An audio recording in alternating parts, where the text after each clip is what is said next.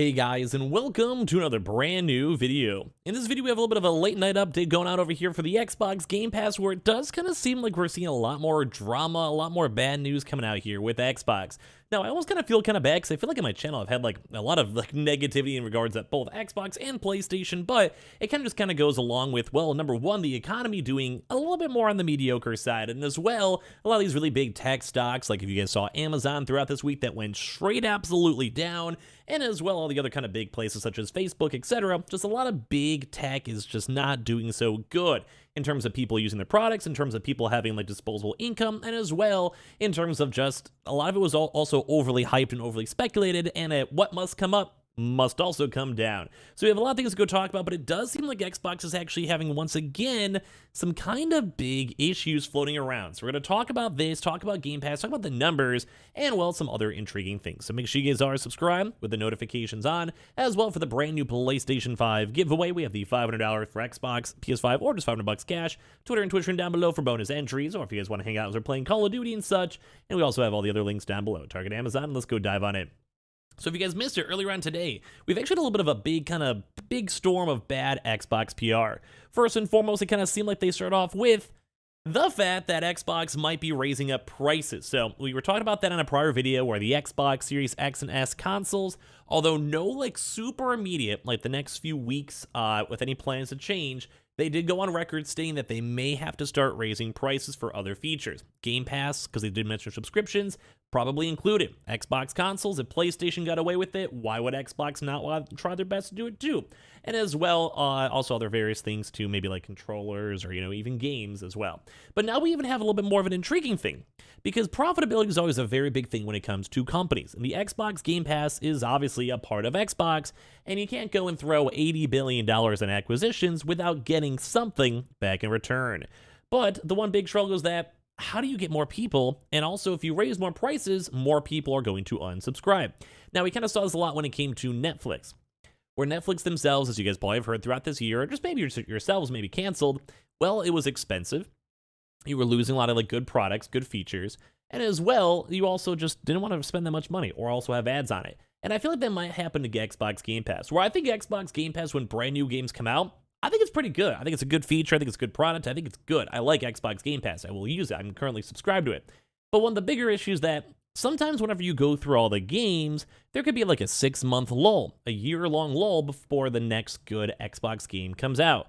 And that's probably going to be happening right now because it doesn't seem like there's too many good games coming out here for the Xbox Game Pass. But the one big issue is that I think a lot of other folks are kind of in the same mindset as me. We had Halo Infinite like a year ago. We had Forza like a year ago. But now with all these other various features, it just kind of goes to show that, well, they just don't have that much going on. Now, I will go and attest that they just added a bunch of scary games. They just also had Plague Tale as well. A few other cool games like Coral Island and also like the Scorn games. Like there was cool stuff.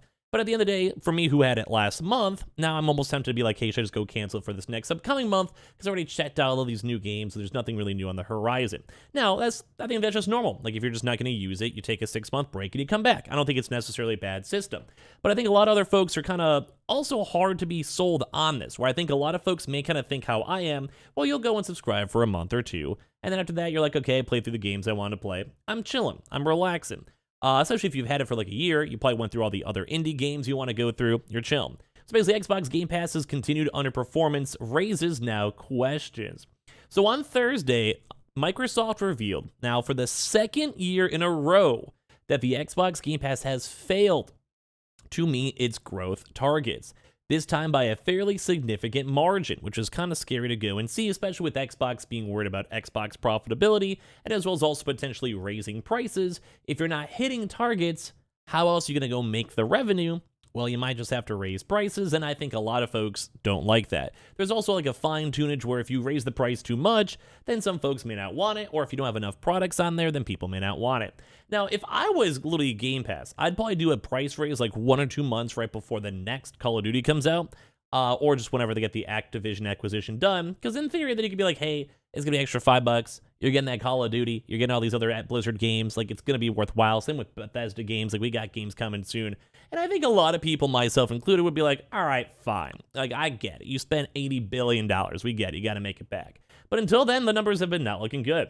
So Xbox, for the second year now in a row, has failed to meet its growth targets, which means like they're saying like, hey, we want to hit 5 million new people. That's going to be our goal for stockholders, and they just don't hit it. So this time, this was actually by a pretty big margin that it failed. So really, this metric directly tied into CEO Satya Nadella's pay. So at least thankfully he did not get a huge, like, massive $50 million bonus because, well, they just didn't really earn it. So along with other Microsoft executives, so clearly it's a pretty important deal. So basically this is going to be intertwined with both PC and Xbox. So basically here are the results of the last Xbox Game Pass growth targets and actual results, where in 2020 when it basically came out, and also the pandemic, 71% growth target, but they actually hit 85%, which was nuts. Now, their next year was at a 47%, and sadly, they couldn't even hit that. Like, the prior year was an 85%, and now this is only at a 47% target, 37% actual, which is way lower. And now this one is even worse, because I think I did see a lot more advertisements. We saw a lot more, I think, spending in these small indie games and also mid-tier indie games, too. We didn't see as many day one titles, but I guess we did have stuff like Playtale. But that was a 72% target, almost 73% target, but the actual is only 28%. So they're still growing. It's not like they're shrinking. It's not like they lost. But it's just not growing as big as they're expecting and as much as shareholders are expecting and how much time they put into it. So the good news is that growth is growth, and the problems may not be with the pace of adoption for the service, but instead just Microsoft having really big expectations, which I think is fine. Like, gamers still have to be convinced. You still have competitions with PlayStation, you have PC competition. It's going to be rough. So the only year where basically Microsoft's high targets were exceeding that was during the first year of the pandemic, and that's when everyone was at home. That was also the same year with Forza and Halo 2 as well. So it also makes sense too. That's kind of their bread and butter as well. So basically, it's really hard to go and compete with that because a lot of people signed up for all the various games who may not have even been gamers or also maybe not return subscribers. So basically, there's no real indication that Game Pass wild growth should be continued to this far into this lifespan. Phil Spencer recognizes the obvious here in a quote he gave during the Wall Street Journal's tech show. "I've seen growth slow down, mainly because at some point you've reached everybody in console who wants to subscribe," which, in all honesty, you also have to get them to the consoles, which was a big problem, but as well, you also have to have a game that console players like. PC gamers and console players are similar, but there's definitely a different, wider margin of games out there. So the big thing is they also want to focus on is console. So on a negative news and negative topic, let's put some good news on here. So basically, the keyword here is console, as it's also been the case that PC Game Pass subscriptions have exploded.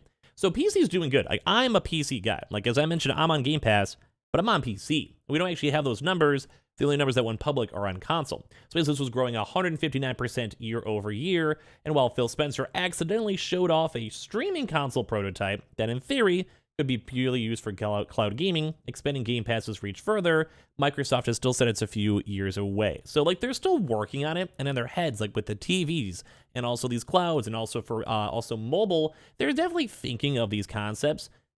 But at the end of the day, it's still not there yet, and console's still not growing as much as they thought they would. So another interesting figure here is that Spencer said the Xbox Game Pass is 10 to 15% of Microsoft's gaming revenue. That's a pretty wide margin for a brand new feature, but as well, at least it is making money. So given that Microsoft seems almost wholly into promoting Xbox Game Pass, and as well with Microsoft for their cloud gaming too and cloud hosting, which as you guys see with Amazon, AWS, and Microsoft and Apple, that's like a lot of big money. Like, hosting is big. Like, website hosting and selling hosting and making sure your servers are stable are big nowadays, especially with how many people are on the internet. So basically, it's launching every single first-party game and makes it a day one Game Pass release, and I think it's still good. I do think it's low because there is so many Xbox consoles, and you would think they would just have a perpetual restock on it, like perpetually just on auto-renewal, but it does make sense, too, because there's other stuff as well. I don't know. They even said they had, like, you have to factor in, like, game sales, microtransactions, console sales, and, like, live subscriptions that are unbundled. But 10% does seem low for how much we always hear about Game Pass, how Game Pass is synonymous with Xbox, or even sometimes PC, first launch titles, Halo, etc. So basically, they're saying, like, hey, like, Halo Infinite costs around $100 million to make, and launched on Game Pass. Is there some sort of master sheet where the total Game Pass revenue is calculated against like what games are costing, how much money people are spending, and all of that? And I would actually love to hear that too. But it does kind of seem like right now Xbox Game Pass is still doing well. And they're even asking like, hey, would they make more profit if they were just launching games off the service? Like, would it be better for them just to do Call of Duty as a $60 flat instead of Game Pass? We'll have to go and see. Or same thing too as well with Starfield. because if people only sub for 1 month, pay $20, $15, you know, they've raised the price or not, then they might not even be making long-term money versus someone just spending $60 and rolling with it. So it's kind of crazy to see that at least Game Pass is growing and people are still using the Xbox, system, and Xbox is still investing into it, but it may not be doing the best as everyone might be thinking. So give me your thoughts and comments down below. As well, make sure you guys are subscribed with the notifications on as well for the brand new PlayStation 5 giveaway, the $5 giveaway hanging on the Twitch stream down below for the Call of Duty. Same with the Twitter too as well, and also Target, Amazon links, and all that good stuff too. And I appreciate you guys all so much for watching here in the first place.